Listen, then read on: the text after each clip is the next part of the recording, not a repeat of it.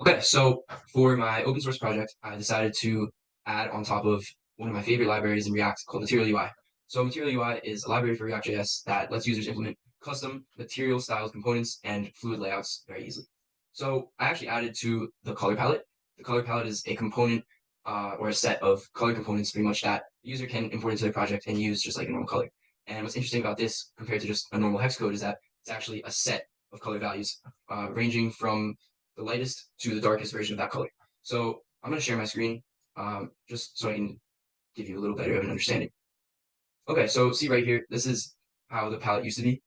We have what they consider to be red, which I'd say is more like a dark orange.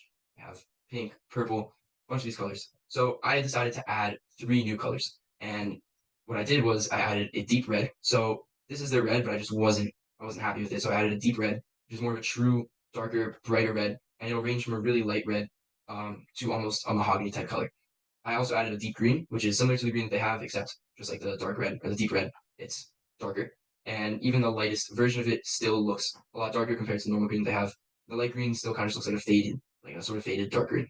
And then the third one I decided to add was light purple. And I did that because they really only have one true purple and then they have deep purple, which is, I mean, it's kind of between purple and indigo. But I thought that there should be a lighter version of that. So I added same as the other ones, but kind of reversed, like a lighter version of the pre-existing purple color.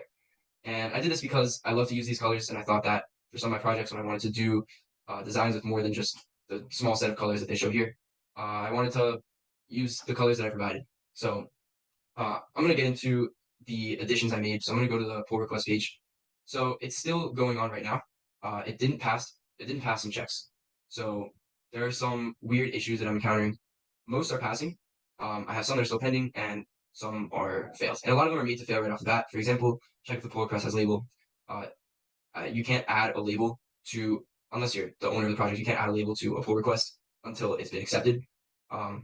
So it automatically applied the pull request label. So that's, a fail, but it's going to happen for anyone who's submitting any sort of request.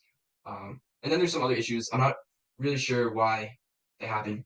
Definitely some sort of confusion I had. I tried to copy, I did copy the complete format of the files that I needed. So I'm actually gonna go into files change. So I added all of these. So for each file, I needed just a normal JavaScript file as well as a TypeScript file. So this is the deep green TypeScript file, and you can notice that the deep green JavaScript file is extremely similar. And see here, we see these values ranging from 50 to 100, and then we increment by 100 all the way to 900, and then these 100, 200, 400, and 700 values. And these are the main values, these 4 right here, but you still need some sort of gradient to go off of. So I added 6 of these. Obviously not any hardcore coding, but it was a change that I wanted to see happen. So I'm definitely glad that I did it. So on another note, some of the things that turned out as I expected, I think that pretty much nothing turned out as I expected. I came in expecting to add some sort of true code-based feature, and I didn't really see anything that I wanted to add. And the issues that were on their list were weird things that I looked through and I never could really get my head around it. So I wanted to do something color related, and I decided that it would be easier for me to add rather than to fix. So that's what I did. So some things that didn't work were obviously some of the checks, some of the, it might be in here. Yeah. So some of the reviews and the tests are unsuccessful. It's weird because some say that they failed on Circle CI, and then on the bottom it says that it passed on Circle CI. I'm going to look into if that's something that automatically happens or if that's something that I did wrong. This is my first time ever doing anything like this, so it was definitely a little more confusing than I anticipated.